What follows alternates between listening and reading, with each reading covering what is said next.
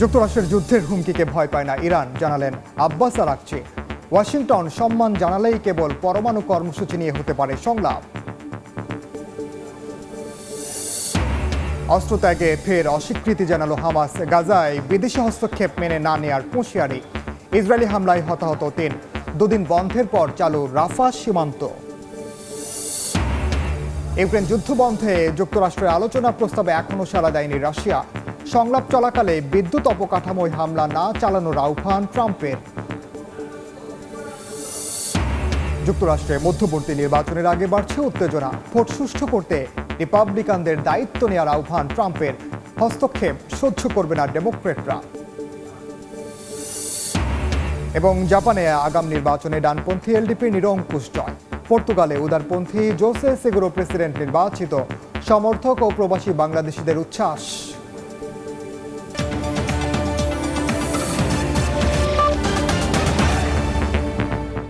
আন্তর্জাতিক সময়ের সঙ্গে আছি আমি ওমর ইনাল। ওয়াশিংটনকে তেহরানের প্রতি সম্মান দেখানোর আহ্বান জানিয়েছেন ইরানের প্রেসিডেন্ট মাসুদ পেজেশকিয়ান। জানান, ইরানের সার্বভৌমত্বকে সম্মান জানালে তবেই সংলাপের পথ খোলা থাকবে। সতর্ক করে বলেন, শক্তির ভাষা ইরান কখনোই মেনে নেবে না।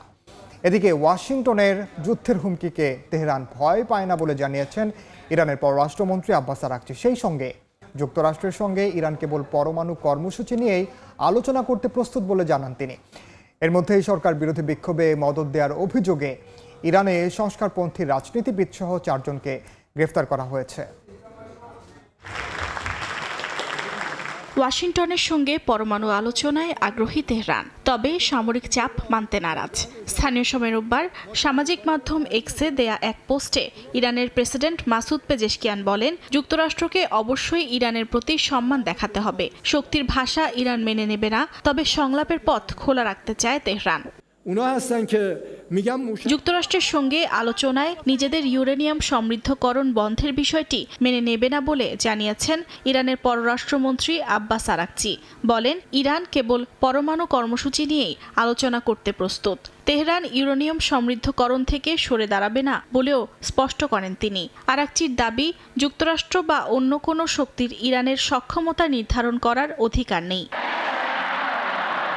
এদিকে যুক্তরাষ্ট্রের সামরিক সমাবেশকে ঘিরে হুঁশিয়ারি দিয়েছেন ইরানের শীর্ষ সেনা কমান্ডার আব্দুল রহিম মুসাভি। তার বক্তব্য, ইরানের ওপর হামলা হলে পুরো অঞ্চল যুদ্ধে জড়িয়ে পড়বে, যার দায় বহন করতে হবে যুক্তরাষ্ট্র ও ইসরায়েলকে। একই সঙ্গে তিনি বলেন, ইরান আঞ্চলিক যুদ্ধ চায় না, যদিও দীর্ঘমেয়াদী সংঘাতের জন্য প্রস্তুত তারা। অর্জিতা শেহজিন, সময় সংবাদ। আন্তর্জাতিক সময় আরও থাকছে। রাষ্ট্রদ্রোহী কর্মকাণ্ডের অভিযোগে হংকংয়ের মিডিয়া মোগল জিমি লাইয়ের 20 বছরের কারাদণ্ড। মত প্রকাশের স্বাধীনতার উপর আঘাত, বলছে পশ্চিমারা। অস্ত্র ত্যাগ না করার পাশাপাশি গাজায় কোনো বিদেশি হস্তক্ষেপ মেনে নেওয়া হবে না বলে হুঁশিয়ারি দিয়েছে হামাস। সংগঠনটির রাজনৈতিক নেতা খালেদ মিশাল বলেন, উপত্যকায় বিদেশি শাসন মেনে নেওয়া হবে না।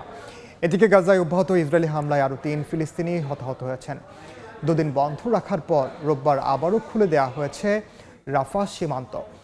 জাতিসংঘের তথ্য অনুযায়ী সীমান্ত খোলার প্রথম 4 দিনে মাত্র 36 জন গুরুতর অসুস্থ ফিলিস্তিনি এবং 62 জন সঙ্গী মিশরে যেতে পেরেছেন। স্থানীয় সময় রোববার আবারও ইসরায়েলি সেনাদের হামলার শিকার হন নিরীহ ফিলিস্তিনিরা। উপত্যকার বেইত লাহিয়ায় হামলা চালায় দখলদাররা, এতে হতাহতের ঘটনা ঘটে। এদিকে মিশরের রাষ্ট্রীয় গণমাধ্যম জানায়, রোববার দুপুরের পর রাফা ক্রসিং দিয়ে সীমিত আকারে ফিলিস্তিনিদের যাতায়াত শুরু হয়। 2024 সালের মে মাসে ইসরায়েল দখলের পর প্রায় বন্ধ থাকা এই ক্রসিংটি যুক্তরাষ্ট্র সমর্থিত যুদ্ধবিরতির অন্যতম শর্ত হিসেবে সম্প্রতি খোলা হয়। তবে পুনরায় চালু নিয়ে বিভ্রান্তিতে শুক্র ও শনিবার এটি বন্ধ ছিল। জাতিসংঘের তথ্য অনুযায়ী খোলার প্রথম 4 দিনে মাত্র 36 জন গুরুতর অসুস্থ ফিলিস্তিনি এবং 62 জন সঙ্গী মিশরে যেতে পেরেছেন। একই দিন হামাস তাদের অস্ত্র সমর্পণ করবে না এবং গাজায় কোনো বিদেশি হস্তক্ষেপও মেনে নেবে না বলে হুঁশিয়ারি উচ্চারণ করেন সংগঠনটির রাজনৈতিক নেতা খালিদ মেশাল দোহায় এক সম্মেলনে বক্তব্য দিতে গিয়ে তিনি বলেন, দখলদারিত্বের অধীনে থাকা জনগণের জন্য প্রতিরোধ হলো তাদের অধিকার, যা তারা গর্বের সঙ্গে ধারণ করে। ফিলিস্তিনের স্বাধীনতাকামী সংগঠন হামাস দীর্ঘদিন ধরে ইসরায়েলের ফিলিস্তিনি ভূখণ্ড দখলের বিরুদ্ধে সশস্ত্র সংগ্রাম চালিয়ে আসছে বলে উল্লেখ করেন তিনি। অর্জিতা শেহজিন, সময় সংবাদ। আন্তর্জাতিক সময় আরও থাকছে 2026 সালের সামরিক শক্তিতে শীর্ষে যুক্তরাষ্ট্র, গ্লোবাল ফায়ার পাওয়ারের প্রতিবেদন। দ্বিতীয় ও তৃতীয় স্থানে রাশিয়া, চীন। তালিকার 37তম অবস্থানে বাংলাদেশ। যুক্তরাষ্ট্রের মধ্যবর্তী নির্বাচন সুষ্ঠুভাবে সম্পন্ন করতে রিপাবলিকানদের দায়িত্ব নেওয়ার আহ্বান জানিয়েছেন মার্কিন প্রেসিডেন্ট ডোনাল্ড ট্রাম্প। পাশাপাশি স্থানীয় সময় রোববার নিজের সামাজিক যোগাযোগ মাধ্যম ট্রুথ সোশ্যালে এক পোস্টে সেভ আমেরিকা অ্যাক্টের 3 দফা প্রস্তাব তুলে ধরেন ট্রাম্প, যেখানে ভোট দিতে ভোটারের পরিচয়পত্র ও নিবন্ধনের সময় মার্কিন নাগরিকত্বের প্রমাণ দেখানোর বাধ্যবাধকতা তুলে ধরা হয়। ট্রাম্পের এই প্রস্তাবের কড়া সমালোচনা করেছেন বিরোধীরা। তাদের দাবি, ট্রাম্প নির্বাচন কেন্দ্রীকরণের চেষ্টা করছেন। নির্বাচনে হস্তক্ষেপের চেষ্টা করা হলে সহ্য করা হবে না বলে সাফ জানিয়েছেন ডেমোক্রেটরা। জাপানের আগাম নির্বাচনে ভূমিধস জয় পেয়েছেন বর্তমান প্রধানমন্ত্রী সানায়া তাকাইচি। এর মধ্য দিয়ে সংসদের নিম্নকক্ষে নিরঙ্কুশ সংখ্যাগরিষ্ঠতা অর্জন করল তার নেতৃত্বাধীন এলডিপি জোট। স্থানীয় সময় রোববার জাপানের আগাম নির্বাচনে ভোট গ্রহণ হয়।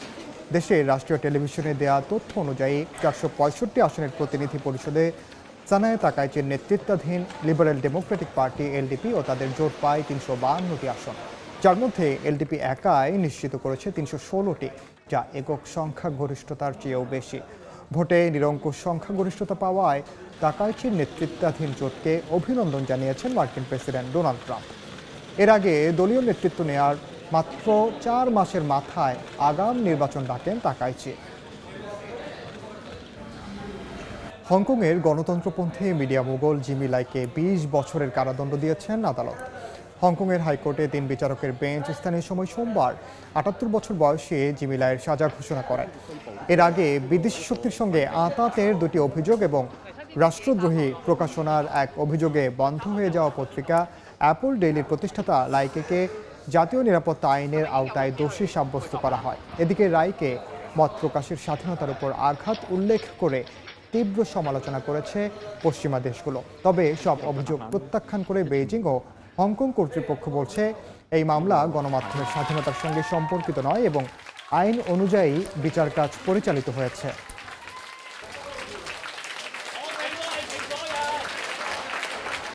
দু সালে সামরিক শক্তিতে শীর্ষ ক্ষমতাধর দেশ যুক্তরাষ্ট্র।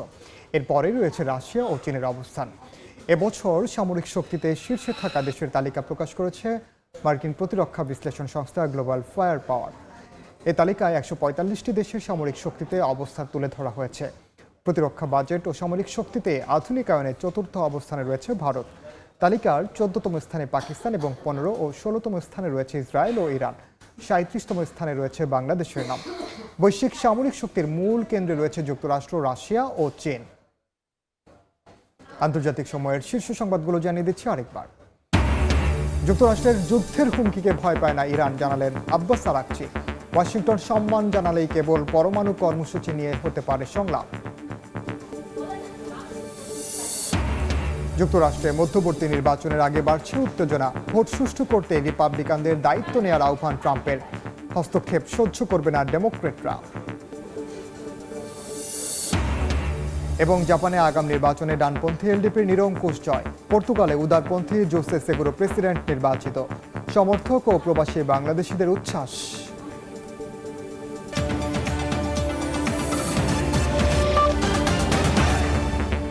এই ছিল আন্তর্জাতিক সময়। এরপর বিকেল 5টার সময় সংবাদ নিয়ে সঙ্গে থাকবেন সহকর্মী রাইসা জান্নাত। ধন্যবাদ ইনান। বিকেল 5টার সময় সংবাদ নিয়ে আসছে কিছুক্ষণ পর, সঙ্গেই থাকুন সময়।